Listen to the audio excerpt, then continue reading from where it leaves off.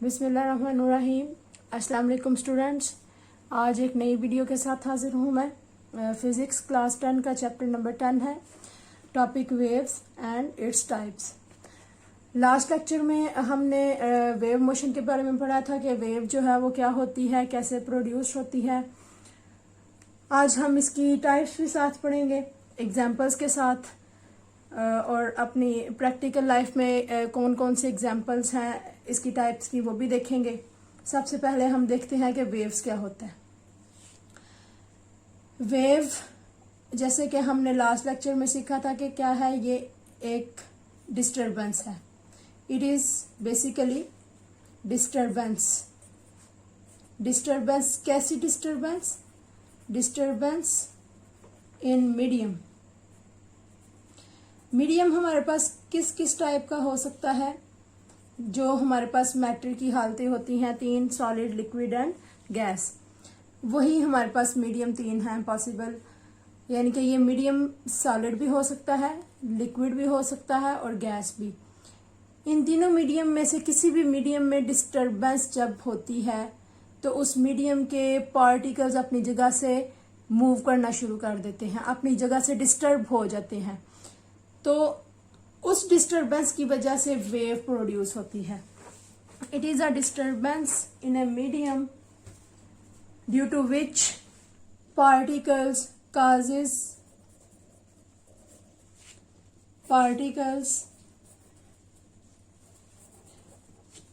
Move या कह लें कि vibrate, oscillate about mean position. वो अपनी वस्ती पोजीशन के गिर्द वाइब्रेट करना शुरू हो जाते हैं। ठीक है, आपने वाइब्रेशन भी पढ़ लिया कि वाइब्रेशन जो है वो क्या होती है, मीन पोजीशन कौन सी होती है किसी बॉडी की, कैसे बॉडी जो है वो अपनी मीन पोजीशन यानी कि वस्ती पोजीशन से वाइब्रेट करता है। मिसाल के तौर पर ये अगर मीन पोजीशन है ये लाइन, तो कोई बॉडी ऊपर नीचे इस तरह से मूव कर रही है तो उसको हम कहते हैं कि ये जो है वो ऑसिलेट कर रही है या ये वाइब्रेशंस प्रोड्यूस हो रही हैं, और इसी को हम कहते हैं वेव। या फिर आपने जो है वो स्टार्ट के टॉपिक्स में पढ़ा था, ये पेंडुलम है। इस पेंडुलम को जब हम अपनी जगह से डिस्प्लेस करवाते हैं, पुश करते हैं या पुल करते हैं, तो ये पेंडुलम इस तरह से मूव करता है। तो ये इसकी मेन पोजीशन है, ये अपने मेन पोजीशन के इर्द गिर्द ऑसिलेट करना शुरू हो जाता है। तो इसकी मोशन की वजह से भी वेव्स पैदा होती हैं। ये था कि वेव क्या है। नेक्स्ट अब हम देखते हैं कि वेव की टाइप क्या है। Types of waves. Types basically इसकी दो टाइप्स हैं, मैकेनिकल और इलेक्ट्रोमैग्नेटिक वेव। मैकेनिकल वेव्स जो हैं वो कौन सी होती हैं? मैकेनिकल वेव्स ऐसी वेव्स हैं जिसके गुजरने के लिए, जिसकी अशात के लिए, जिसकी प्रोपोगेशन के लिए किसी ना किसी मीडियम की हमें ज़रूरत पड़ती है। ऐसी वेव्स को हम कहते हैं मैकेनिकल वेव। यानी कि required any medium for their propagation या required material medium for propagation. यानी कि वेव्स के गुजरने के लिए हमें जब किसी मीडियम की जरूरत पड़ती है तो ऐसी वेव्स को हम कहते हैं मैकेनिकल वेव्स। एग्जाम्पल के तौर पर कौन कौन सी एग्जाम्पल है जी? हमारे पास साउंड वेव। हम जो बोल रहे हैं तो मेरी आवाज अगर सामने वाले बंदे तक कैसे पहुंच रही है? वेव्स की शक्ल में पहुंच रही है, तो उस वेव को हम कहते हैं साउंड वेव। ठीक है, तो ये साउंड वेव कैसे प्रोड्यूस हो रही हैं? हमारे गले में वोकल कॉर्ड वाइब्रेट कर रहा है, उसकी वजह से साउंड वेव्स पैदा हो रही हैं। अब ये साउंड वेव्स एक जगह से दूसरी जगह ट्रैवल करके कैसे जाती हैं? ये एक मीडियम में से गुजर के जाती हैं, और वो मीडियम जो है वो हवा यानी कि एयर भी हो सकता है, वो मीडियम सॉलिड भी हो सकता है, और वो मीडियम जो है वो अगर हम पानी के अंदर किसी तरीके से बोल रहे हैं तो वो लिक्विड भी हो सकता है। साउंड वेव के अलावा जो है वो वाटर वेव्स, वाटर वेव्स तो ऑब्वियसली मैकेनिकल वेव्स की ही टाइप्स हो सकती हैं, क्योंकि वाटर वेव्स कैसे प्रोड्यूस होती हैं? पानी में। जब पानी ही नहीं होगा तो पानी की वेव्स ही पैदा नहीं होगी। इसका मतलब है कि वाटर वेव्स को प्रोपोगेट करने के लिए, गुजरने के लिए, एक जगह से दूसरी जगह जाने के लिए वाटर की जरूरत होती है, किसी मीडियम की जरूरत होती है। तो ये भी मैकेनिकल वेव्स की टाइप्स होगी। उसके बाद स्प्रिंग के जरिए या स्ट्रिंग, लास्ट लेक्चर में हमने स्ट्रिंग यानी कि रस्सी को देखा था कि कैसे जो है वो रस्सी को अपने हाथ से हम जब मूव करवाते हैं तो ये रस्सी एक सिरे से बंधी हुई है, दूसरा सिरा आपके हाथ में है। जब आप रस्सी को ऐसे ऊपर नीचे मूव करवाएंगे तो रस्सी कुछ इस तरह से मूव करती हुई नजर आएगी।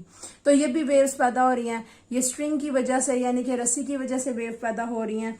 तो इसका मतलब है इसके लिए भी हमें किसी ना किसी मीडियम की जरूरत पड़ी है जिसकी वजह से ये प्रोड्यूस हुई है और प्रोपोगेट हुई है। ये मोशन ही एक खास मीडियम ही हुई है। तो इसका मतलब है कि स्ट्रिंग वेव्स भी जो है वो मैकेनिकल वेव्स की टाइप्स हैं। तो मैकेनिकल वेव कैसी वेव हुई जी? ये वेव्स की वो टाइप है जिसके गुजरने के लिए, जिसकी इशाअत के लिए, प्रोपोगेशन के लिए हमें मटेरियल मीडियम की जरूरत पड़ती है। ऐसी तमाम वेव्स को हम कहते हैं मैकेनिकल वेव्स। नेक्स्ट जो है वो है इलेक्ट्रोमैग्नेटिक वेव। इलेक्ट्रोमैग्नेटिक वेव इसकी बेसिक टाइप है। इलेक्ट्रोमैग्नेटिक वेव्स जो है वो कौन सी वेव्स होती हैं? ये ऐसी वेव की टाइप्स हैं जिसके गुजरने के लिए किसी भी मटेरियल मीडियम की जरूरत नहीं होती। यानी कि इलेक्ट्रोमैग्नेटिक वेव्स के गुजरने के लिए हमें किसी हवा की जरूरत नहीं है, किसी सॉलिड चीज की जरूरत नहीं है, पानी की जरूरत नहीं है। ये बगैर किसी मीडियम के यानी कि स्पेस में से, हवा में से गुजर सकती हैं। इनको हम कहते हैं electromagnetic waves. Do not require material medium, या सिर्फ कह लें कि do not require medium.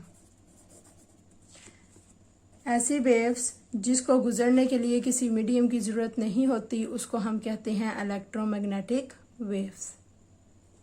Electromagnetic waves की एग्जांपल हैं जी X rays, light waves. Light waves, सूरज जो है वो रोशनी का सबसे बड़ा जरिया है।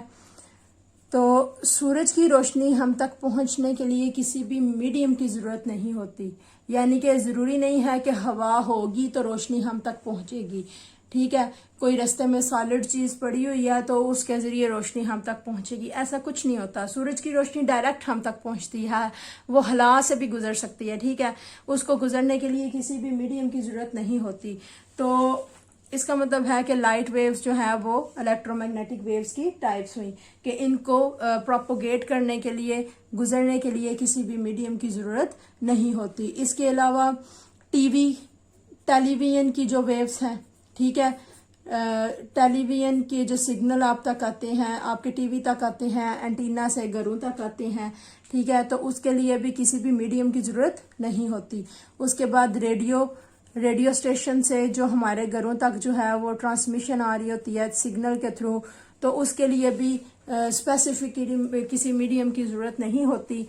वो बगैर किसी मीडियम के सहारे के, बगैर किसी लिक्विड के, बगैर किसी सॉलिड के, बगैर किसी एयर के जो है वो हम तक पहुंच रहे होते हैं, तो वेव्स की शक्ल में पहुंच रहे होते हैं। तो रेडियो वेव्स को भी हम बोलेंगे कि वो इलेक्ट्रोमैग्नेटिक वेव्स हैं। ये थी वेव्स की बेसिकल टाइप्स। अब मैकेनिकल वेव्स की भी मजीद आगे टाइप्स हैं। इलेक्ट्रोमैग्नेटिक वेव्स को किसी भी कैटेगरी में मजीद तकसीम नहीं किया गया, लेकिन वेव की जो बेसिक टाइप मैकेनिकल वेव है, मैकेनिकल वेव्स को मजीद 2 टाइप्स में तकसीम किया गया है। नंबर 1 है लॉन्गिट्यूडनल वेव्स और नंबर 2 है ट्रांसफर वेव्स। ये लॉन्गिट्यूडनल वेव्स और ट्रांसफर वेव्स जो है वो किस बिना पर इनको किया गया डिस्ट्रीब्यूट, इनकी प्रोपोगेशन की बुनियाद पर, यानी कि ये किस तरह से प्रोपोगेट करती हैं। एक हमारे पास चीज है medium.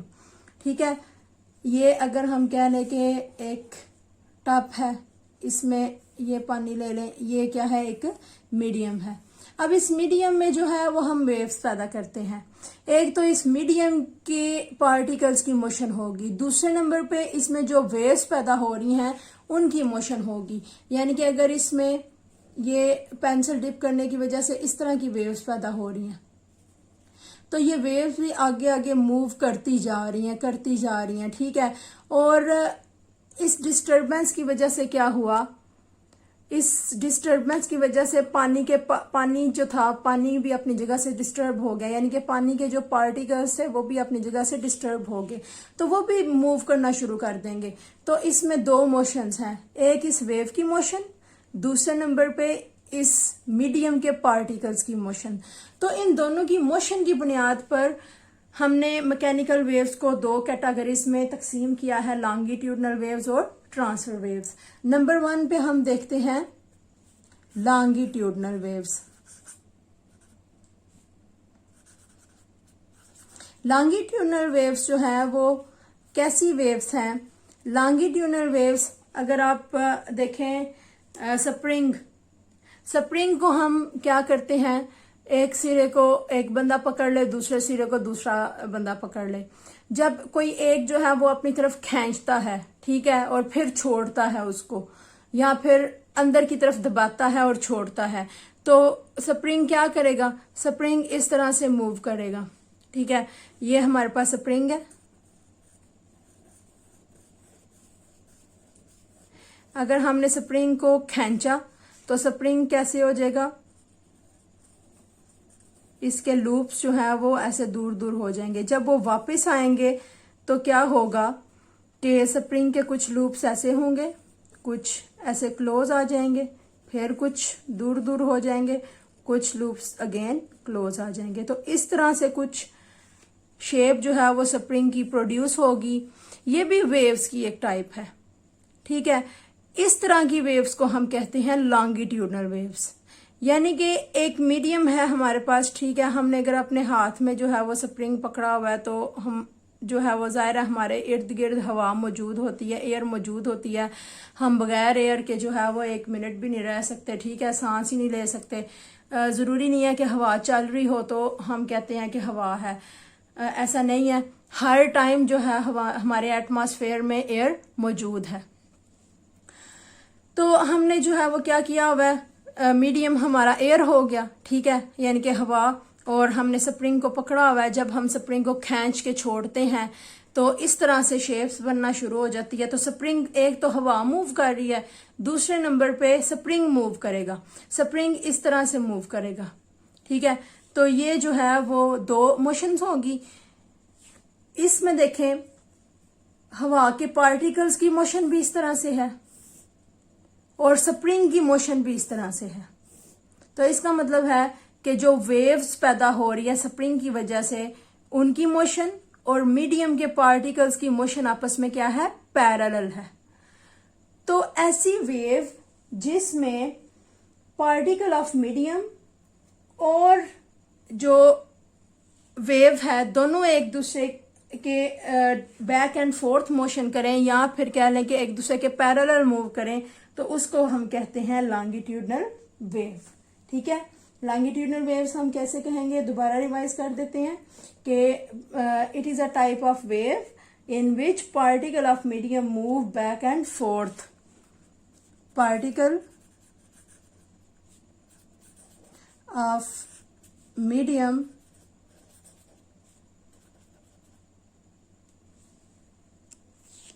Move back and fourth. Back and fourth का मतलब है कि अपनी पोजीशन के आगे पीछे हरकत कर रहे हैं, ठीक है। तो इस तरह से बैक एंड फोर्थ मूव करना और मीडियम के पार्टिकल्स का भी इसी तरह मूव करना, इस मोशन को हम कहते हैं लॉन्गिट्यूडनल वेव या longitudinal motion of type.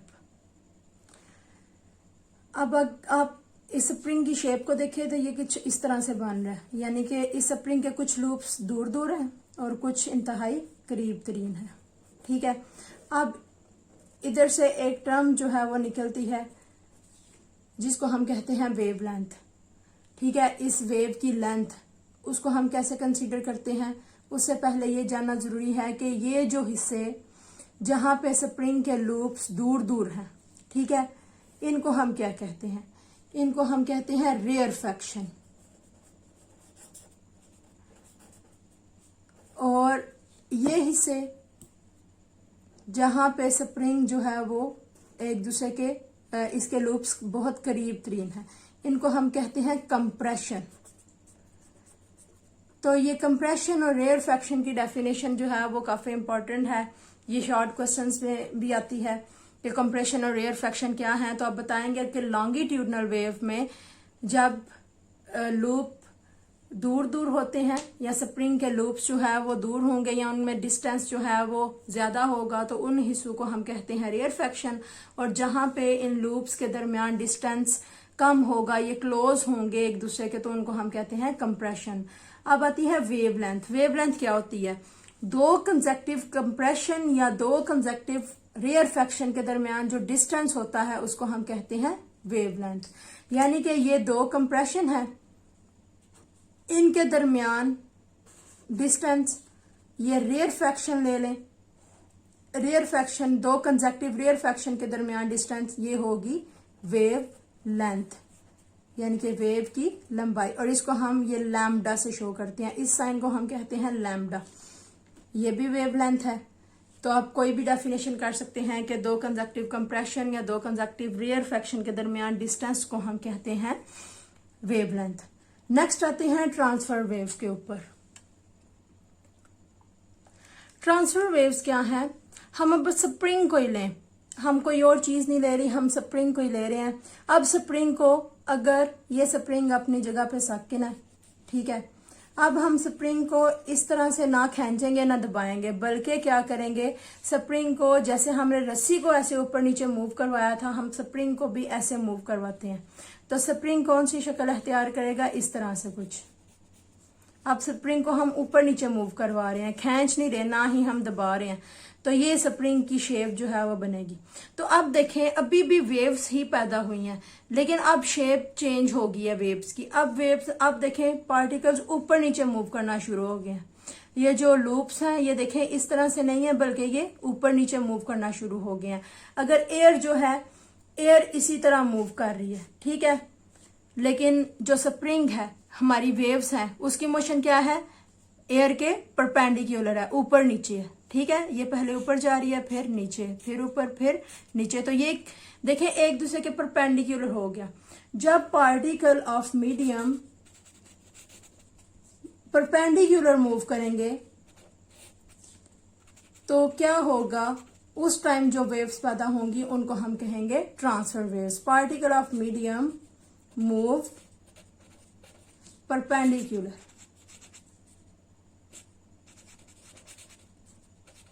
Perpendicular to the medium या परपेंडिकुलर टू द वेव, ठीक है, ये वेव मोशन, तो उसको हम कहते हैं ट्रांसफर वेव्स। तो लॉन्गिट्यूडनल वेव्स की कुछ एग्जांपल हैं, ट्रांसफर वेव्स की कुछ एग्जांपल हैं। हमने एक एग्जांपल दोनों की कॉमन पढ़ी, ये स्प्रिंग, इसको हम स्लिंकी भी कहते हैं।